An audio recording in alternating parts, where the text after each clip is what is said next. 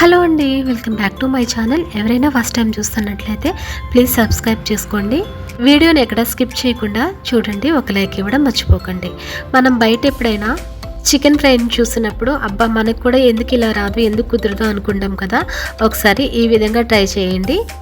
Wet chicken fry చాలా ఈజీగా చేసుకోవచ్చు. ముందుగా ప్యాన్ పెట్టుకుని 1 టీ స్పూన్ వరకు జీలకర్ర, 1 టీ స్పూన్ ధనియాలు, 4-5 లవంగ మొగ్గలు, 1/2 టీ స్పూన్ మిరియాలు, 1/2 టీ స్పూన్ షాజీరా, 4-5 ఎలాచి, చిన్న దాల్చిన చెక్క, 1 టీ స్పూన్ గసగసాలను వేసుకుని చిన్న సెగ మీద వీటిని ఫ్రై చేసుకోవాలి.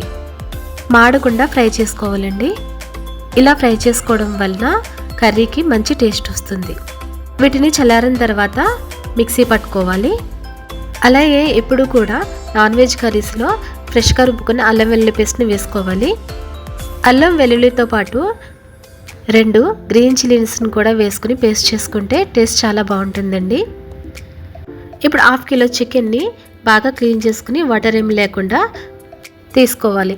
ఇప్పుడు ఇందులోకి స్పైసెస్ని ఒక దాని తర్వాత ఒకటి యాడ్ చేసుకోవాలి. 1.5 టేబుల్ స్పూన్ కారం. మీకు ఇంకా కారం ఎక్కువ కావాలంటే 1 టీ స్పూన్ యాడ్ చేసుకోవచ్చండి. అలాగే 1/2 టీ స్పూన్ పసుపు, రుచికి సరిపడినంత సాల్ట్, అలాగే ముందు ఫ్రై చేసి మిక్సీ పట్టుకున్న మసాలా పౌడర్ను కూడా వేసుకోవాలి. అలాగే 1 కప్పు వరకు చిక్కటి పెరుగును వేసుకోవాలి. అల్లం వెల్లుల్లి పచ్చిమిర్చి పేస్ట్ను కూడా వేసుకుని ఈ మసాలా అంతా ముక్కలకి బాగా పట్టేటట్టుగా బాగా మిక్స్ చేసుకుని కలుపుకొని 1 అవర్ సేపు పక్కన పెట్టుకోవాలి. మీకు టైం లేదంటే కనీసం 1/2 అవర్ అయినా బయట ఉంచితే సరిపోతుందండి. అలాగే నైట్ అంతా ఫ్రిడ్జ్లో పెట్టుకున్నా కూడా చాలా టేస్టీగా వస్తుందండి. ఇప్పుడు స్టవ్ మీద మందపాటి ప్యాన్ పెట్టుకోవాలండి. ఒక చిన్న గరిటెడు నెయ్యి, అలాగే ఒక చిన్న గరిటెడు ఆయిల్ని వేసుకోవాలి. పూర్తిగా నెయ్యితో అయినా చేసుకోవచ్చండి, టేస్ట్ బాగుంటుంది. సన్నగా తరిగిన పచ్చిమిర్చి, ఆనియన్స్ని వేసుకోవాలి. కొద్దిగా కరివేపాకుని వేసుకుని ఆనియన్స్ అనేవి లైట్ బ్రౌన్ కలర్ వచ్చేంత వరకు ఫ్రై చేసుకోవాలి. నెయ్యితో చేస్తున్నాం కదా, మంచి అరోమా వస్తుందండి ఫ్రైకి. చేస్తుంటే మీకే అర్థమైపోతుంది.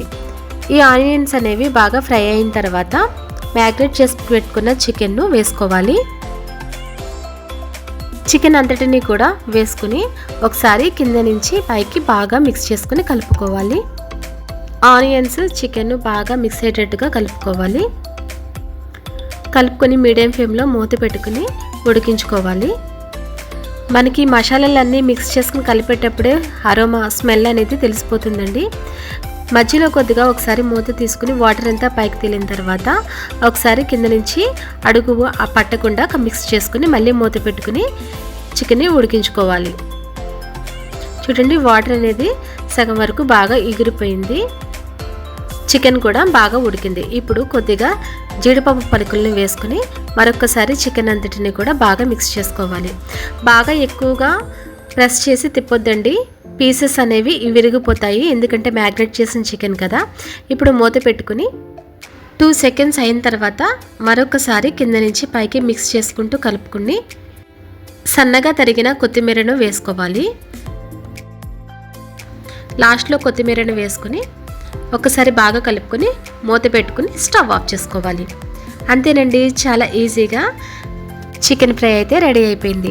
బాగా ఫ్రై అయినా కూడా చికెన్ అనేది రబ్బర్లా సాగుతుందండి, తినడానికి అంత బాగోదు.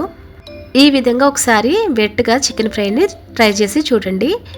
స్మెల్ అనేది, అరోమా అనేది మీకే తెలిసిపోతుంది వండేటప్పుడు. ఒకసారి నేను చెప్పే కొలతలన్నింటిని కూడా ఫాలో అయ్యి మసాలాని తయారు చేసి ఫ్రై చేసుకోండి. Thanks for watching. Please subscribe my channel.